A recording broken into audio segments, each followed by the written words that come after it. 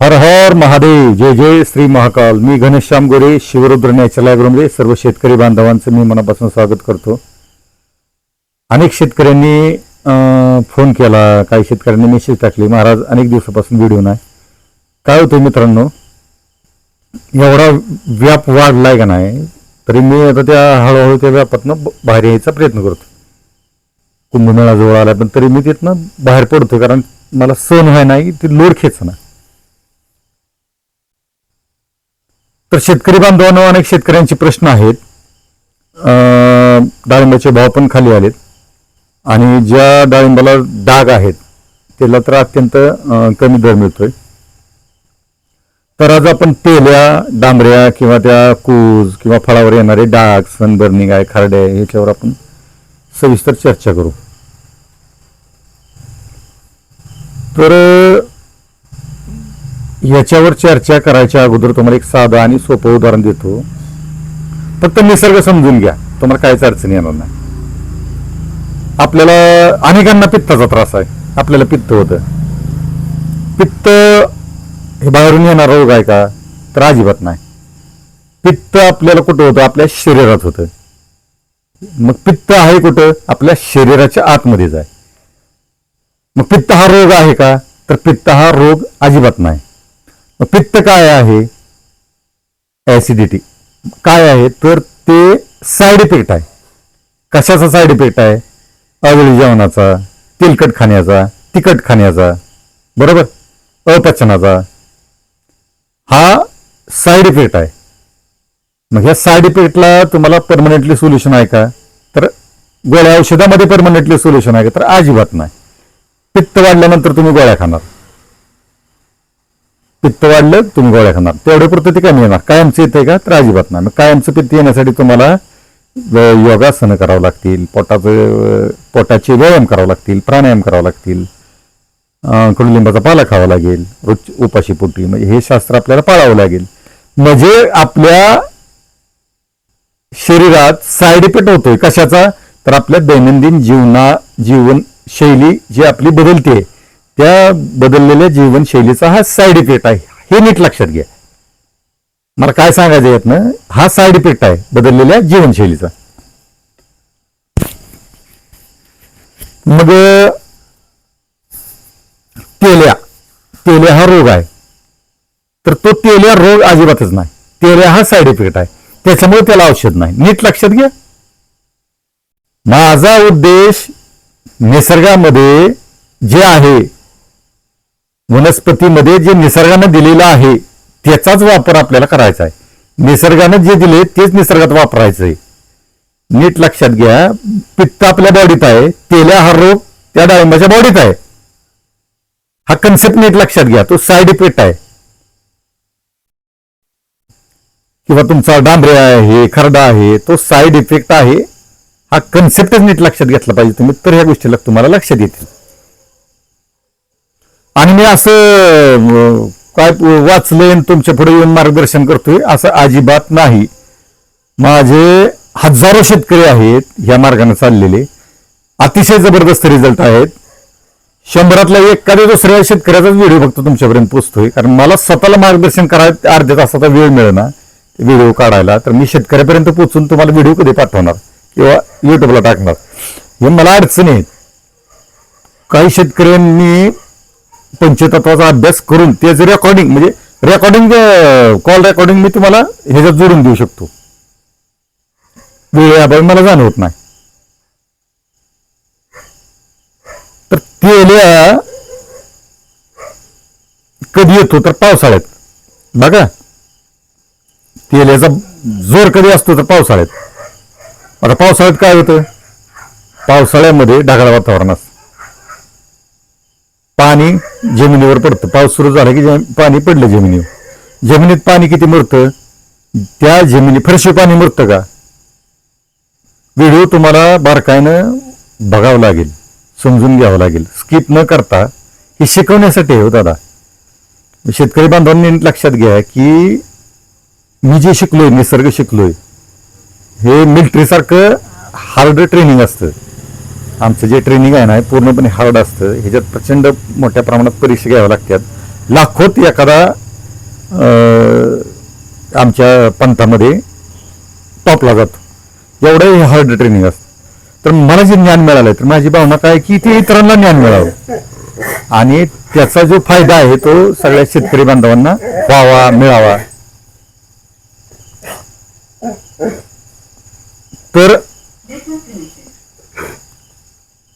पावसामध्ये जे पाणी, पावसाळ्यात पाणी खाली पडलंय जमिनीवर, फरशी तर मुरतंय का? तर अजिबात नाही. का मुरत नाही?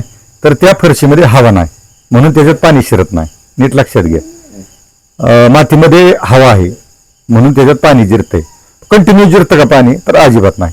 कधीपर्यंत जिरतं? जोपर्यंत त्या मातीमध्ये हवा आहे ती बाहेर निघेपर्यंतच पाणी जिरतं. त्यातली हवा बाहेर निघली पाणी जिरायचं बंद होतं आणि व्हायला सुरुवात होते.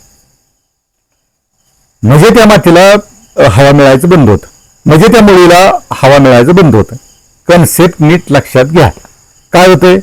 त्या मुळीला हवा मिळायचं बंद झालं. त्या मुळीला हवा मिळायचं बंद झाल्यानंतर त्याची जी प्रोसेस आहे शुक्ल पक्षाची आणि कृष्ण पक्षाची, अन्न वर ढकलण्याची, वरून खाली पाठवण्याची, ही प्रोसेस पूर्णपणे बंद पडली. म्हणजे काय झालं? त्याचं स्टोरेज संपत चाललं.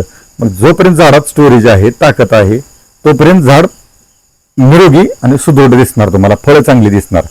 आणि एकदा का स्टोरेज संपलं त्याचा करेक्ट कार्यक्रम होणार. तेल येणार, डांबरे येणार, खरडा येणार, कूज येणार, रोग येणार, पानं कोमेजलेली दिसणार, पानं गुंडाळणार, पानं कडक होणार. ही लक्षण सगळी कशाची येते? तुम्ही म्हणता ह्याची डिफिशियन्सी, त्याची डिफिशियन्सी, ही लक्षण कशाची येते? मुळी थांबल्याचा हा सगळा साईड इफेक्ट आहे. जर शेतीमध्ये डाळिंबाची बाग असू द्या, संत्रा, मोसंबी, काय द्राक्ष असू द्या, वॉटर मॅनेजमेंट, पाणी व्यवस्थापन आणि पांढरी मुळी, ह्याच्याशिवाय शेतीमध्ये दुसरं काहीच नाही. कुठलंही रॉकेट सायन्स नाही, काय नाही, काय नाही. पंचतत्व, हवा, पाणी, अग्नी, आकाश आणि पृथ्वी तत्व, 5 तत्व आहे. ती 5 तत्व आपल्याला शिकायची येतील. 5 तत्व शिकले की आपल्याला आपल्या आयुष्यात आणि शेतीमध्ये काही कमी पडत नाही. मग 5 तत्व, अनेक जणांचा प्रश्न, महाराज आम्हाला 5 तत्व शिकायचे. तुम्हाला असं 5 तत्व तुम्हाला कंटिन्यू व्हिडिओ बघून 5 तत्व लक्षात येतील. जमिनीमध्ये अग्नी आहे म्हणजे तुम्ही त्याला सेंद्रिय कर्ब वाढवणं म्हणता. मग पाला पाचोळा जमिनीत गाडायचा. का गाडायचा? वाळलेलं शेणखत टाकायचं. का टाकायचं? तर अग्नितत्व वाढतं. साधं सोपं आहे. वाळलेलं जे टाकलं, दगडी कोळसाचा कन्सेप्ट कसा आहे? ओली झाडं जमिनीच्या पोटात गाडली जातात. कालांतरानं, काही वर्षानं धग तयार, मातीची धग, पृथ्वीच्या पोटातली धग, त्या दगीनं त्या झाडांचा दगडी कोळसा तयार होतो. तोच कन्सेप्ट जमिनीमध्ये आहे. तुम्ही काही टाका, ते उष्ण होतं म्हणजे त्यातला अग्नी वाढतो मातीमुळं, आणि तो अग्नी त्या झाडांना गरजेचा असतो. पाणी तुम्ही सोडलं, जलतत्व ऍक्टिव्ह झालं. जमीन भुसभुशीत झाली, वायुतत्व ऍक्टिव्ह झालं. हे सगळं बॅलन्स झाले, पृथ्वी तत्व ऍक्टिव्ह झालं. आणि त्याला स्पेस तयार झाला की आकाश तत्व ऍक्टिव्ह झालं. हा कन्सेप्ट लक्षात घ्या. मग आणि शेतकरी म्हणतात, महाराज तुम्ही असं सांगताय, मग रासायनिक खताचा रिझल्ट युरिया टाकला की झाड कसं वाढतं? वाढणारच ना. युरिया कशा, लोखंड आहे, मोबाईल आहे, कपडे आहे, ती ब्रह्मांडामध्ये आणि पृथ्वीमध्ये जे जे काय आहे ते 5 तत्वाशिवाय तयार होत नाही. त्याचा नीटच अभ्यास करा. प्रत्येक गोष्टीत 5 तत्व आहेत. कृत्रिम असू दे नंतर नैसर्गिक असू दे, 5 तत्वाशिवाय काहीच तयार होत नाही. तुमचा युरिया जरी रासायनिक असला त्याचा रिझल्ट येणार का? त्यात तत्व आहे ना. 5 तत्वातलं एक तत्व स्ट्रॉंग आहे. कुठलं? जलतत्व. पटकन विरघळतोय पाण्यात, जलतत्व ऍक्टिव्ह करते की लगेच वाढवते. पण युरिया तयार करण्याची जी प्रोसेस आहे त्याच्यात वेगवेगळे केमिकल आहेत, ते मातीला हानिकारक आहेत, म्हणून त्याचा साईड इफेक्ट होतो. म्हणून काय करायचं? निसर्गातनं तयारी केलेलं निसर्गाला द्यायचं. देशी गाई 5 तत्व बॅलन्स करून देते. तिचं शेण, गोमूत्र आहे, पालापाचोळा आहे, काडी कचरा आहे, तुमचं निघलेलं गवत आहे, जी काय आहे ती मातीत कुजलं पाहिजे. कुजण्याची प्रक्रिया मातीत झाली पाहिजे, म्हणजे ते 5 तत्व बॅलन्स करून देतं, म्हणजे अग्नी बॅलन्स होतं. साधा आणि सोपा. मग पावसाळ्यामध्ये तेल आला, त्याचं मूळ कन्सेप्ट तुम्हाला सांगितलं, मुळी बंद होते, स्टोरेज थांबतं. झाड काय करतं? त्याच्यात ताकद निर्माण झाली की ती फळाला पोचतं, स्वतःला पोचतं, फळाला पोचतं. आणि त्यात शिल्लक राहिलेल्या ताकदीमध्ये, म्हणजे सोप्या भाषेत सांगतो, त्या शिल्लक राहिलेल्या ताकदीमध्ये रोगप्रतिकारक शक्ती तयार करतं. रोगप्रतिकारक शक्ती तयार केली की मग बागा सक्सेस होतात. म्हणजे तुम्ही व्यायाम करण्यावर भर दिला पाहिजे, योगासन करण्यावर भर दिला पाहिजे, तर तुमची पचनक्रिया सुदृढ राहील. मग तुमची पचनक्रिया सुदृढ राहिली की पित्त होत नाही, अपचन होत नाही, कुठलाच बॉडीला त्रास होत नाही. 95% 99% आजार हे पोटातून उत्पन्न होतात. मेडिकल सायन्सचा अभ्यास करा. मग वनस्पतीचं पोट कुठं आहे तर जमिनीत. म्हणजे कुठं आहे मुळीचं क्षेत्र. जेवढा विस्तार झाडांचा वर आहे जमिनीच्या पोटात गुणिले 2 असतो. 10 स्क्वेअर फूट असलं तर 20 स्क्वेअर फूट जमिनीच्या पोटात त्याच्यापेक्षा जास्त असतं. मग तुम्ही हे व्यवस्थापन जर व्यवस्थित नाही केलं तर तुम्हाला तेल्या डांबऱ्या खरड्या कूज येणारच. आणि तुम्ही तुमचं म्हणजे मानसिकता काय आहे, सगळा भर आहे तुमचा तो रोगावर आहे. तुमचा जो सगळा अभ्यास आहे तो फक्त रोगावर आहे. झाडाची ताकद वाढण्यावर तुमचा अभ्यास आहे का ही मला सांगा. तुम्ही मला फोन करून सांगा, महाराज तुम्ही म्हणता ते चुकीचं आहे, महाराज तुम्ही म्हणता ते बरोबर आहे. तुमचा जो सगळा अभ्यास आहे तो रोगावरच अभ्यास आहे, म्हणून तुम्ही औषधाची फवारणी करताय. तुमचा अभ्यास झाडाची ताकद वाढवण्यावर अजिबातच नाही. आमचा सगळा अभ्यास आहे स्वतःवर आहे. बाहेर काम करायचं नाही, स्वतःवर काम करायचं. दुसऱ्याला देश द्यायचा नाही. ते जो चुकलं, माझं काय चुकलं हे बघायचं. आम्हाला शिकवलं जातं. हिमाचलला आता मी काय दिवस असतो, मी ह्या ड्रेसवरच असतो. माझ्याकडे माणसं येण्यासारखी बघते ती, ही कुठली एलियन आला काय, त्याला कशी बर्फात थंडी वाजणं. स्वतःवर अभ्यास आहे. 2 प्रकारात, स्वतःला बॅलन्स करणं आणि बाहेरून बॅलन्स करून घेणं. स्वेटर, कानटोपी, सॉक्स हे बाहेरनं घेऊन बॉडी टेम्परेचर मेंटेन करणं आणि बॉडीलाच आतून टेम्परेचर मेंटेन करणं, हे 2 फरक आहेत. माझं काम कशावर आहे, निसर्गाने जे दिले त्याच्यावर मी काम करतो. स्वतःचं बॉडी टेम्परेचर वाढवतो म्हणून मला थंडी वाजत नाही.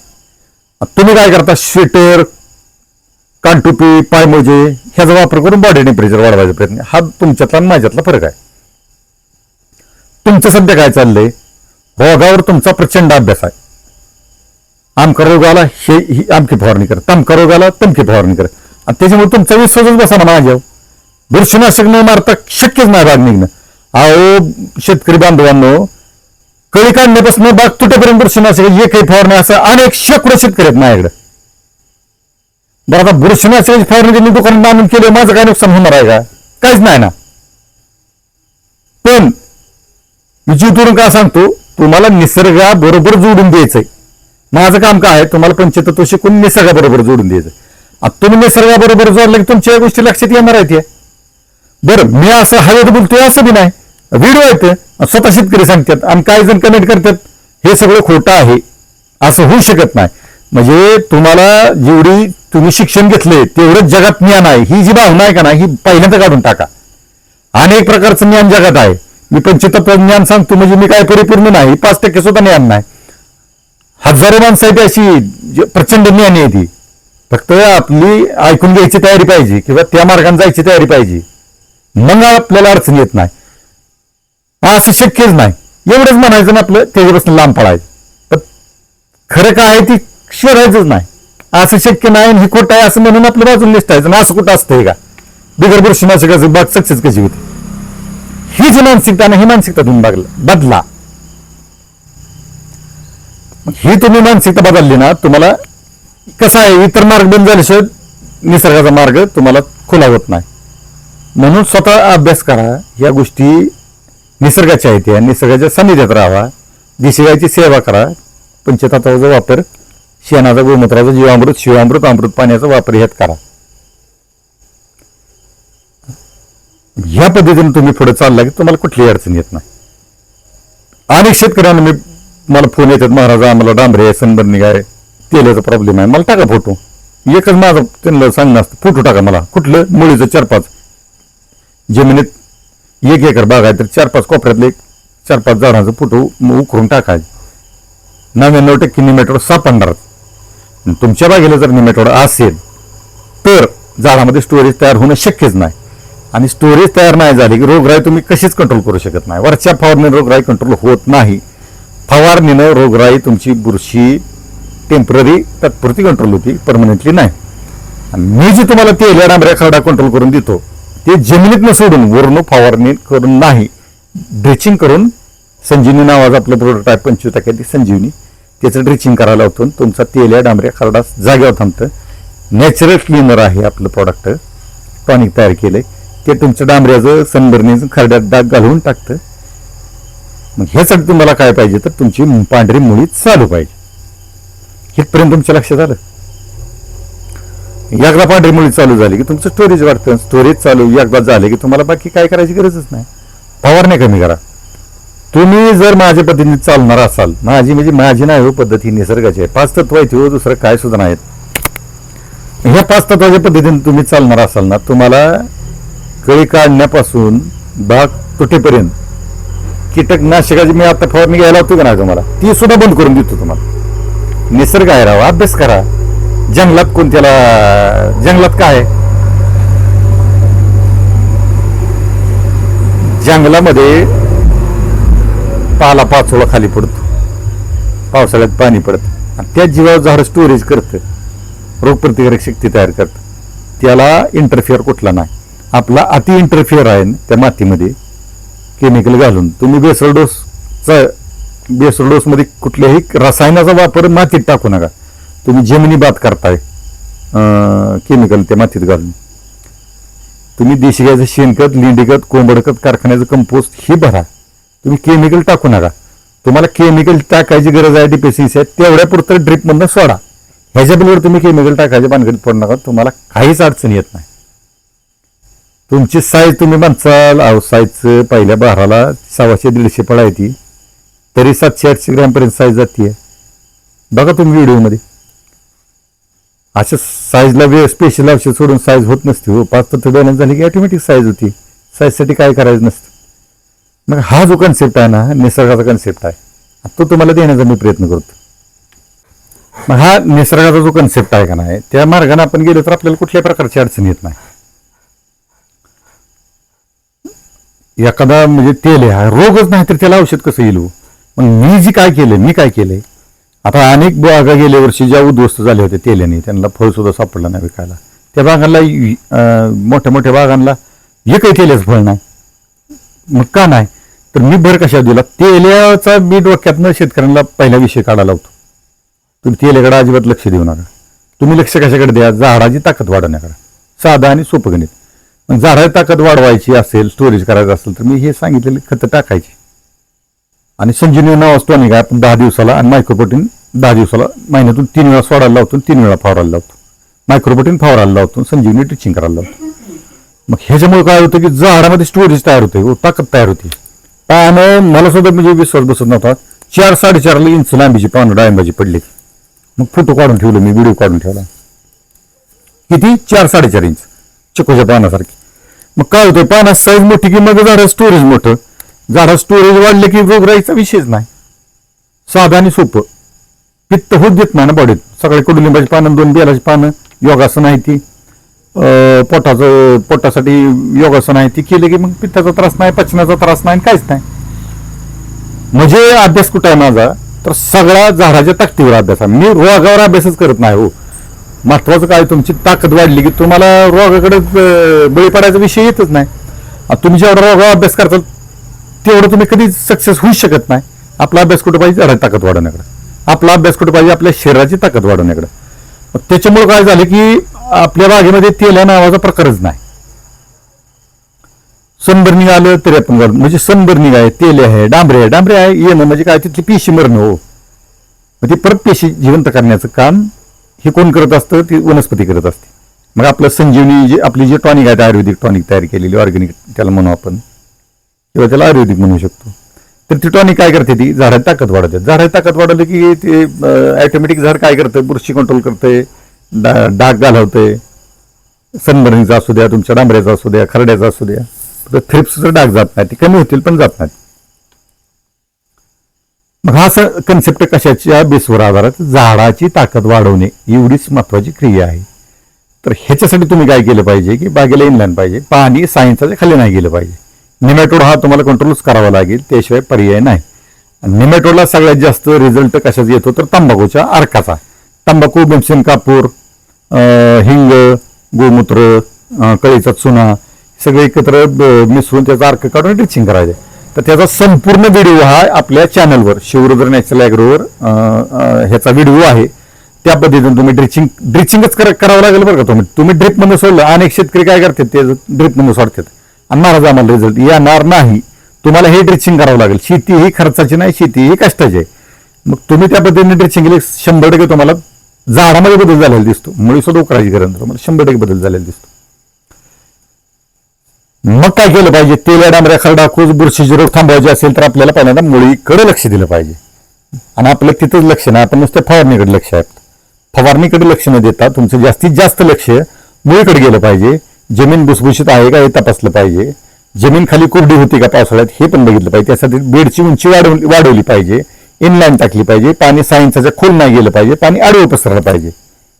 आणि जर तुमचं प्लॅस्टिकच्या कागदाचं मल्चिंग असेल पावसाळ्यामध्ये तर ते तुम्हाला हानिकारक ठरणार. त्याचाही तुम्ही अभ्यास करा. कारण पांढरी मुळी, त्या मुळीला हवा मिळणं गरजेचं आहे, तरच ते स्टोरेज होईल. जसं विहिरीतून तुम्ही पाणी उपसताना हवा जर त्याला नाही गेली तर ते पाणी बाहेर येणार नाही. त्या पद्धतीनं मुळीला हवा मिळाली नाही तर ते पाणी बरोबर ओढणार नाही. तुम्ही तर म्हणणार जमिनीत भरपूर पाणी आहे. जमिनीत भरपूर पाणी असून उपयोग होत नाही, तर ते वर खेचलं गेलं पाहिजे. हवा नाही मिळाली की मुळी सोडून जाणार. सोडून झाले की त्याचं आपटेक करायचं कामच थांबणार. आणि ते काम थांबले की तुम्हाला झाड पानावर गेलेलं दिसेल. आपल्या ज्या बागा आहेत हार्वेस्टिंगला आलेले, त्याचे काही व्हिडिओ पण टाकलेले आहेत. तुम्ही मला आपल्याकडच्या बागा म्हणजे तानावर गेल्यासारख्या अजिबातच तुम्हाला दिसणार. बागा फ्रेश दिसणार हार्वेस्टिंग पर्यंत. आणि सगळ्या शेतकऱ्यांना मी सांगितलंय की आपल्याला हार्वेस्टिंग झाली की 15 दिवसात तयारी करून 1 महिना जातोच. कृष्ण पक्षात पूर्ण तयारी करून संजीवनीचा एक डोस 100% संजीवनीचा डोस सोडून अमावस्येला छटणी आणि पानगळ करायची. ह्याच्यात 1 महिना जातो. तेवढीच विश्रांती झाडांना. विश्रांतीचा कन्सेप्टवर सुद्धा एक व्हिडिओ बनवला आहे स्पेशल, तो पण बघा. तुम्ही निसर्गाच्या सानिध्यात राहा. मी जे बोलतोय हे मी सिद्ध करून दाखवलंय. शेतकऱ्यांच्या माध्यमातून हे सिद्ध करून दाखवलंय. त्याच्यामुळं निसर्गाच्या पाठीमागे चला. निसर्गाला धरून शेती करा. निसर्गाला धरून जगा. निसर्गाच्या विरोधात जाऊन जर आपण जगण्याचा प्रयत्न केला तर आपल्याला 100% अडचणी निर्माण होतात. जाता जाता एक उदाहरण देतो. आपलं गुडघ्याला किंवा असं हात पाय मुरगळला किंवा सूज आली, लचकला, असं नाही का, तर त्या काळात काय होतं, शेकायची पद्धत होती. शेकणे, ते कापडामध्ये वाळू भरायची आणि ती गरम करायची तव्यावर आणि शेकायची चुलीवर तवा ठेवून. आता ते पाण्याच्या गरम पाणी त्यात बॅग असते तसली, ती बॅगनं शेकतात. आता बऱ्यापैकी वाळूचं बंद झालं आता, कारण आपण प्रगती केली विज्ञानानं, त्याच्यामुळे ते सगळं जुनं बंद पडलं. वाळू कापडामध्ये घेणं, तिनं शेक देणं. वाळू हे पृथ्वी तत्व आहे. मसल्स पृथ्वी तत्वाच्या अंडर येतात. 5 तत्व जे आहेत त्याच्यातले ते आपल्या बॉडीतले जे मसल्स स्नायू आहेत ते पृथ्वी तत्वाच्या अंडरमध्ये येतात. जॉईंट आहेत ते पृथ्वी तत्वाच्या अंडरमध्ये येतात. त्याच्यामुळे वाळू पण पृथ्वी तत्वामध्ये आहे. त्याला अग्नी देण्याचं काम पृथ्वी तत्वातून अग्नी मिळतो वाळू गरम केल्यानंतर, आणि म्हणून त्याचा चांगला रिझल्ट येतो. मी म्हणत नाही की त्या गरम पाण्याच्या बॅगनं पण रिझल्ट येणार नाही, तुम्हाला येणार, ते अग्नी आहे त्याच्यात. पण जो वाळू तापून शेकण्यामुळे जो रिझल्ट येतोय तसा रिझल्ट तुम्हाला ह्या बॅगमुळे येणार नाही. का? वाळू हे पृथ्वी तत्व आहे आणि आपले जे दुखणं आहे ते पृथ्वी तत्वाचं आहे. दोन्ही एक होत आहे, म्हणून फास्ट रिझल्ट येणार. वाचण्यापेक्षा आपण अभ्यास करताना पुस्तकं वाचली ते कमी लक्षात राहतं, पण एखादा पिक्चर जर बघितला आपण तर ते जास्त लक्षात राहतं. असं का होतं, तर आपलं मन हे आकाश तत्वाला कनेक्ट आहे, म्हणजे आकाश तत्वाच्या अंडर आहे. टीव्ही, मोबाईल, जे चलचित्र आहेत ते पण आकाश तत्वाच्या अंडर आहे. दोन्ही एकत्र येते. आपलं मन आकाश तत्व, टीव्ही, मोबाईल आकाश तत्व, म्हणून आपण जास्त त्याला कनेक्ट राहतो, कारण आपलं मन तिथे कनेक्ट राहतं, आकाश तत्वातून तयार झाले. हा कन्सेप्ट लक्षात घ्या तत्वांचा. तर शेतकरी बांधवांनो, तेलाची मी साधी आणि सोपी आणि 100% रिझल्ट देणारी, 100% तुम्हाला यशाकडे नेणारी, निसर्गाच्या सानिध्यात राहून तुम्हाला यश देणारा हा कन्सेप्ट समजावून सांगितला. पहिल्यांदा मुळी, त्याचंही तुम्हाला सांगितलं. तंबाखूचं पाणी, हिंगाचं पाणी ते एकत्र करून सगळं ड्रेसिंग करायचं. तुमची मुळीच चालू झाली. अग्नितत्व तुमच्या मातीतलं वाढलं. प्लस परत संजीवनी सुरू करतोय आपण. संजीवनी दिली की अग्नितत्व बॅलन्स झालं. तुमचा तेल 100% कंट्रोलमध्ये येतो. फांदीवर जरी तेल असेल, लाकडावर जरी तेल असेल, तो फळाकडे येत नाही किंवा फळावर येत नाही आपल्या टॉनिकच्या माध्यमातून. तर शेतकरी बांधवांनो, पंचतत्व शिकण्यासाठी धडपड करा. पंचतत्वाच्या पाठीमागे पडा. आणि माझं हे व्रतच आहे की पंचतत्व शिकवायचंय. आणि अनेक शेतकऱ्यांना मी रेकॉर्डिंग पण एका शेतकरी बांधवाचं मी दिन बरं का, त्यांनी त्यांच्या भावना मांडल्या की माझ्याकडे औषध न नेता त्यांनी 4 वर्ष फेल झाले, पण ह्या वर्षी त्यांनी 5 तत्वांचा अभ्यास करून, गावाने येळत काढले त्यांना, 5 तत्वांचा अभ्यास करून त्यांनी बाग यशस्वी केली माझ्याकडून एकही टॉनिक न खरेदी करता. तर हेच माझं खरं यश आहे. मी जे सांगतो ते तुम्हाला पटतंय. अनेक शेतकऱ्यांना चांगले रिझल्ट आलेत. तर शेतकरी बांधवांनो, निसर्गाच्या पाठीमागे चला. निसर्गाबरोबर एकरूप व्हा. काही अडचण आली संध्याकाळी 6-6:30च्या अगोदर मला फोन करत चला. शक्य आहे तेवढं मी मार्गदर्शन करायचा प्रयत्न करीन. जबाबदाऱ्या अनेक आहेत माझ्याकडं. टॉनिक मी स्वतः तयार करतो. दुसऱ्याच्या जीवावर मी काहीही करत नाही. त्याच्यामुळं इतर जबाबदाऱ्या भरपूर असल्यामुळं वेळ फारच कमी मिळतो. तरी पण मी इतर जबाबदाऱ्या कमी करत आणलेल्या आहेत. अजून काही दिवसात, थोड्याच दिवसात पूर्ण जबाबदारीतून मुक्त होऊन मी फक्त आणि फक्त साधना आणि शेतकऱ्यांना पंचतत्वाचं मार्गदर्शन ह्याच्यावर माझा आयुष्याचा भर राहणार आहे. कारण मी प्रोफेशनल आयुष्य मी दीक्षा घेतल्यानंतर सोडून दिलं होतं. परत त्याच आयुष्यात मला परत माघारी जायचं नाही. त्याच्यामुळे माझा भर इथून पुढं फक्त शेतकऱ्यांना मार्गदर्शन करणं आणि साधना करणं ह्याच्यावरच राहील. काही अडचणी असल्या शेतकरी बांधवांनो, वेळेअभावी तुम्हाला फोन नाही उचलू शकलो तरी तुम्ही नाराज होऊ नका किंवा महाराज आमचा फोनच उचलत नाही असं काय नाही. तर आज नाही उचलला उद्या करा, सकाळी नाही उचलला दुपारी करा. कारण सगळं मलाच बघावं लागतं. त्याच्यामुळं प्रत्येक गोष्ट शक्य होत नाही. हातात काम चालू सगळं गरम आहे. मी जे अर्क तयार करतो ना वनस्पतीचा, ते सगळं पूर्ण टेम्परेचर 1,600 टेम्परेचरपर्यंत चालतं.